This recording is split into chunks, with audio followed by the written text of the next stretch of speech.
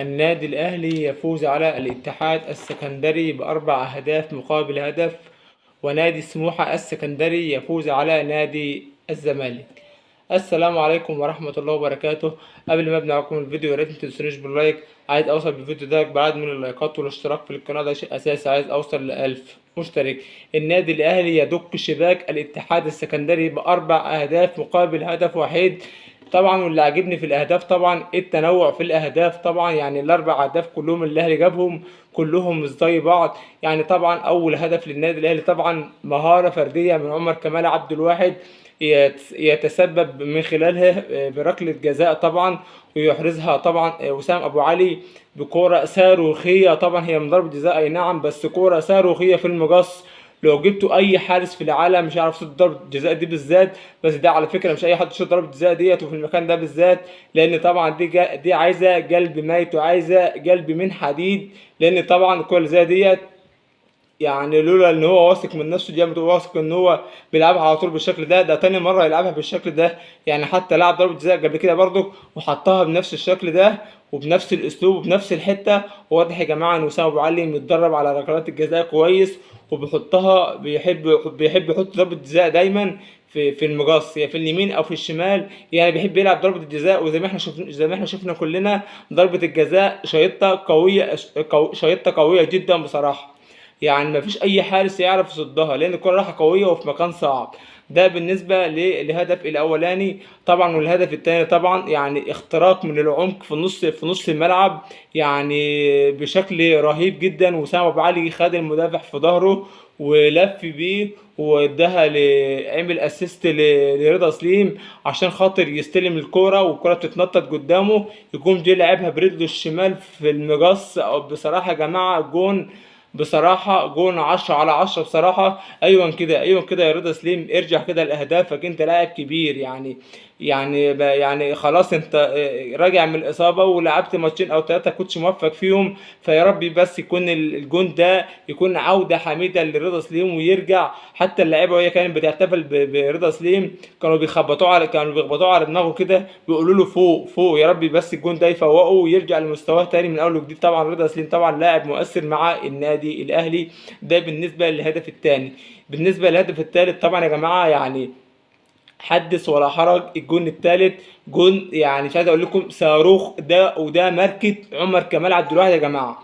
دي الجون ده ماركه عمر كمال عبد الواحد، لان طبعا عمر كمال عبد الواحد اما كان بيلعب مع فيوتشر قبل ما ينتقل للنادي الاهلي كان طبعا 90% من الاهداف بتاعته كانت تصويبات من خارج منطقه الجزاء. يعني الكره دي بصراحه من كور عمر كمال عبد الواحد اصلا اللي هو مميز فيها. شاط الكره في المقص تخبط في العارضه وتخش جون بصراحه. يعني كوره صاروخيه، ما ينفعش الكوره ديت تضيع بعد ما شاط الكوره دي بالقوه ديت وبالتسديده دي بصراحه. هو كان موفق فيها والحمد لله الكوره دخلت جوه جون. والشوط الاولاني خلص 3-0. والنادي الاهلي الشوط الاول كله يعتبر كان هو الثلاث اهداف وكان هو المستحوذ على الكوره تقريبا، كان معدي الاستحواذ كان معدي 70%. الشوط الاول خلص على كده. نزل الشوط الثاني طبعا طارق العشري، كابتن طارق العشري طبعا يعني 3-0 طبعا كان لازم أن ينزل يهاجم. عمل تبديلات تقريبا، عمل 3 4 تبديلات تقريبا في بدايه بواتينج تقريبا اللي جاب الجون ده. وميسي في لاعب تاني اسمه احمد عادل ميسي، وكمان اتنين لعيبه تانية. بصراحه لعيبه الاتحاد السكندري مسكت كرة شويه ومن خلالها جابوا جون. نادي الاتحاد السكندري جابوا جون بعد ما كانوا مستحوذين على الكرة، جابوا جون بقت 3-1. بعدها على طول مفيش دقيقتين او 3 دقايق مارسيل كولر يطلع 3 لاعيبه من النادي الاهلي، 3 لاعيبه يعني مؤثرين جدا، يعني حسين الشحات وامام عاشور ووسام ابو علي. يعني طلع 3 لاعيبه بصراحه انت لو خسران ونزلتهم هيغيروا لك الماتش. يعني طلعهم بصراحه. يعني نزل كوكا ونزل كهربا وكريم فؤاد. ال3 لعيبه دولت هما اللي نزلوا في الاول. بصراحه يا جماعه كهربا انا قلت لكم مره لما وسام يطلع خير بديل لوسام ابو علي هو كهربا. خير بديل لوسام هو كهربا بينزل وهو اللي تسبب في ركله الجزاء بتاع الهدف الرابع بتاع النادي الاهلي، هو اللي تسبب فيها وهو اللي احرز الهدف. بيحب ينزل متحرك يا جماعه، وبيتعب المدافعين، بيحب يجيب اجوان. يعني مفيش فرق بينه وبين وسام ابو علي. يعني اي نعم الكهرباء وسام ابو علي كل واحد فيهم ليه سيستم معين في اللعب وليه نظام معين في اللعب، كل واحد ليه ستايله في اللعب. بس كهرباء لاعب كبير يا جماعه صدقوني، بيحب دايما لما ينزل يثبت نفسه، بيحب يجيب اهداف، حتى لو ما جابش اهداف بيموت نفسه في الملعب، ودي تكفي طبعا. وطبعا يا جماعه ما زلت اقول لكم كريم فؤاد يا جماعه، كريم فؤاد يا جماعه لاعب كبير، وانا بتمنى ان مارسيل كولر يديله فرصه اكتر من كده.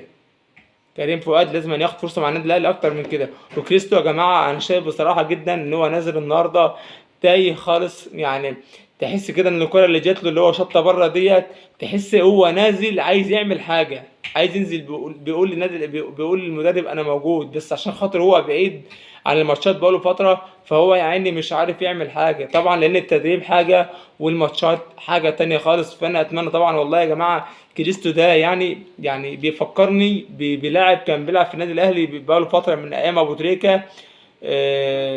كان اسمه امير سعيود، كان لاعب جزائري. ده بيفكرني بيه بصراحه. امير سعيد ده كان لاعب متالق جدا، بس الفرق بين ده وده ان امير سعيد كان بياخد فرصه دايما، بس هو كان بيضيع. بس هو كان لاعب موهوب، كان بتلاتة يخشوا عليه، كان بس هو كان لاعب فردي اكتر من ان هو جماعي، كان بيحب يلعب لوحده، يعني مكانش بيحب يباصوا كده. بس هو كان لاعب ناشئ، كان لازم ياخد فرصه اكتر من كده. بس بقى هو خلاص. طبعا النادي الاهلي طبعا ما يلزموش ان هو اي حد يلاقي يلعب فردي، لازم اللي بيلعب مع النادي الاهلي لازم يلعب جماعي عشان خاطر يفيد الفرقه مش يفيد نفسه هو بس. وبكده النادي الاهلي يفوز على نادي الاتحاد السكندري بنتيجه 4-1، والنادي الاهلي يوصل للنقطه 30 الحمد لله. والنادي الاهلي ماشي بالمؤجلات بتاعته الحمد لله كويس، وبيكسب بنتائج كبيره وبسكور كويس. كده بقى هخش لكم على الماتشات اللي اتلعبت. النادي الاهلي والاتحاد السكندري 4-1 للنادي الاهلي. كده بعد هذا الفوز للنادي الاهلي، النادي الاهلي كده وصل للنقطه 30 في المركز السابع، ولعب 14 مباراه. اما نادي الاتحاد السكندري رغم الخساره عنده من النقاط 32 نقطة في المركز الخامس، ولعب 21 مباراة. نروح بقى على مباراة نادي الزمالك ونادي سموحة اللي تقريبا اتلعبت أول امبارح. ونادي سموحة السكندري يفوز على نادي الزمالك 1-0. كده الزمالك يبقى رصيده عند النقطة 24 في المركز ال 12، ولعب 15 مباراة. أما نادي سموحة بعد هذا الفوز على نادي الزمالك وياخد 3 نقط، يروح للنقطة 31 في المركز السادس، ولعب 20 مباراة. نروح بقى على مباراتين اللي اتلعبوا امبارح، بيراميدز وفيوتشر. وبيراميدز يقدر يفوز بنتيجة 2-1، وكسب بركلة جزاء في الدقيقة 93، يعني كانوا متعادلين 1-1 وفاز جاب الجون التاني في الدقيقة 93 من ركلة جزاء. وبكده بيراميدز بعد هذا الفوز على فيوتشر 2-1 كده عنده 41 نقطة في المركز الأول، ولعب 18 مباراة. أما نادي فيوتشر 26 نقطة في المركز ال11، ولعب 19 مباراة. المباراة الأخيرة معانا طلائع الجيش والمصري البورسعيدي فاز على طلائع الجيش بنتيجة 2-0. كده المصري عنده 37 نقطة للنادي المصري، 37 نقطة في المركز الثاني، ولعب 20 مباراة. أما نادي طلائع الجيش 28 نقطة في المركز التاسع، ولعب 19 مباراة. وبكده أكون خلصت معاكم الفيديو النهاردة. أتمنى من أي حد شاهد الفيديو لحد دلوقتي يا ريت ما تبخلش عليا باللايك، اللايك فضلا وليس أمرا. واللي مش مشترك في القناة يشترك، عايز أوصل ل1000 مشترك. والسلام. ختام.